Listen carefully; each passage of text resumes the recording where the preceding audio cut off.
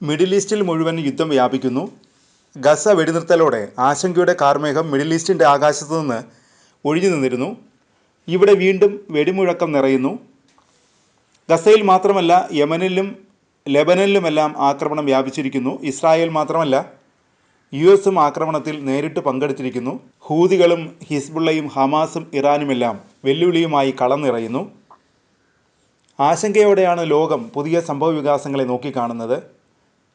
Yemen സായുധ ഗ്രൂപ്പായ ഹൂതികൾ യുഎസിനെതിരെ വീണ്ടും അതിശക്തമായ ആക്രമണം നടത്തിയെന്നാണ് റിപ്പോർട്ടുകൾ. മാർച്ച് 18-ന് ചെങ്കടലിൽ നങ്കൂരമിട്ടിരിക്കുന്ന യുഎസിൻ്റെ യുദ്ധക്കപ്പൽ USS ട്രൂമാനെ ലക്ഷ്യമിട്ട് വീണ്ടും ആക്രമണം നടത്തിയിരിക്കുന്നു ഹൂതികൾ. തുടർച്ചയായി 3-ാം തവണയാണ് അമേരിക്കയുടെ കരുത്തായ യുദ്ധക്കപ്പലിനെ ആക്രമിക്കുന്നതെന്നാണ് ഹൂതികൾ അവകാശപ്പെടുന്നത്. അതായത് കഴിഞ്ഞ 48 മണിക്കൂറിൽ 3-ാമത്തെ ആക്രമണമാണ് യുഎസിൻ്റെ യുദ്ധക്കപ്പലിനെ ലക്ഷ്യമിട്ട് ഹൂതികൾ നടത്തിയത്. 3-ാമത്തെ ആക്രമണം ക്രൂസ് മിസൈലുകളും ഡ്രോണുകളും ഉപയോഗിച്ചാണെന്നും ഹൂതികൾ അവകാശപ്പെട്ടു.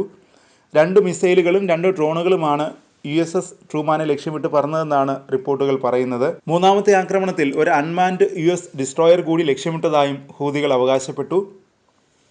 ഹൂതികളുടെ പ്രസ്താവന ഇങ്ങനെയാണ്: കഴിഞ്ഞ കുറച്ച് മണിക്കൂറിൽ യമൻ സായുധ സേന തെക്കൻ ചെങ്കടലിലെ USS ഹാരിസ് ട്രൂമാൻ എന്ന US എയർക്രാഫ്റ്റ് കാരിയറിനെ 2 ക്രൂസ് മിസൈലുകളും 2 ഡ്രോണുകളും ഉപയോഗിച്ച് ആക്രമിച്ചു. അമേരിക്കയുടെ ആക്രമണത്തിന് പകരമായാണ് തിരിച്ചടി. കഴിഞ്ഞ 48 മണിക്കൂറിൽ തുടർച്ചയായി 3 തവണയാണ് ആക്രമിച്ചത്, ഹൂതികൾ പ്രസ്താവനയിൽ പറയുന്നു. ഹൂതികൾ ആക്രമണം നടത്തിയതായി യുഎസും സ്ഥിരീകരിച്ചിട്ടുണ്ട്. ഹൂതി കേന്ദ്രങ്ങളെ ലക്ഷ്യമിട്ടെന്ന് അവകാശപ്പെട്ട് ആക്രമണത്തിൻ്റെ വീഡിയോ മാർച്ച് 17-ന് US സൈന്യം പുറത്തുവിട്ടിരുന്നു.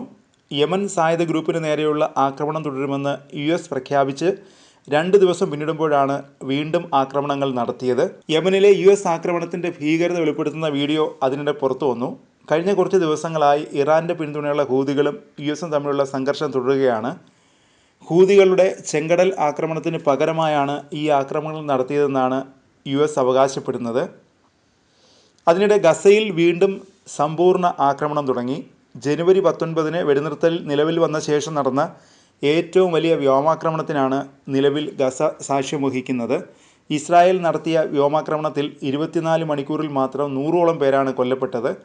മരണസംഖ്യ 200 കടന്നതായി ഏറ്റവും പുതിയ വിവരവും പുറത്തു വരുന്നു. എന്നത്തെയും പോലെ ആക്രമണത്തിൻ്റെ ഉദ്ദേശം ഹമാസിനെ തകർക്കുകയാണെന്ന വാദം തന്നെയാണ് ഇസ്രായേൽ ഇത്തവണയും നിരത്തിയിരിക്കുന്നത്. ഹമാസ് ബന്ദികളെ മോചിപ്പിക്കാൻ വിസമ്മതിച്ചിരിക്കുകയാണ്. US പ്രസിഡൻഷ്യൽ ദൂതൻ സ്റ്റീവ് വിറ്റ്കോഫിൽ നിന്നും മധ്യസ്ഥരിൽ നിന്നും ചർച്ചകൾക്ക് ശേഷം അത്തരമൊരു സന്ദേശമാണ് തങ്ങൾക്ക് ലഭിച്ചത്. ഇതിൻ്റെ അടിസ്ഥാനത്തിലാണ് ആക്രമണം അഴിച്ചുവിട്ടതെന്നാണ് പ്രധാനമന്ത്രി ബെഞ്ചമിൻ നെതന്യാഹുവിൻ്റെ ഓഫീസിൻ്റെ വിശദീകരണം. 2ാം ഘട്ട ചർച്ചയല്ല, ബന്ദികളെ പൂർണ്ണമായും മോചിപ്പിക്കണമെന്ന മുന്നറിയിപ്പുമാണ് ഇസ്രായേൽ നൽകിയിരിക്കുന്നത്. ബഫർ സോണിൽ വലിയ രീതിയിലുള്ള പടയൊരുക്കമാണ് ഇസ്രായേൽ സേന നടത്തുന്നതെന്ന് അൽ ജസീറ അടക്കമുള്ള മാധ്യമങ്ങൾ വ്യക്തമാക്കുന്നു. വെസ്റ്റ് ബാങ്കിലും ആക്രമണം തുടരുന്നുണ്ട്. രാമല്ലയും ജനിനിയുമെല്ലാം ഗസയ്ക്ക് തുല്യമായി ആക്രമണങ്ങൾ നേരിടുകയാണ്.